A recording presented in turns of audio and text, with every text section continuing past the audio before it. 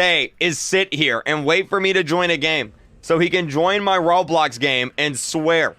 Like, how much of a pathetic bag of turd do you have to be that is entirely your life? You literally sit there at your computer all day long just waiting for me to join a game so you can join in and say a swear word in Roblox. Your mom doesn't love you, your dad left you, your grandma doesn't love you, and you're gonna grow up to be Adam Sandler.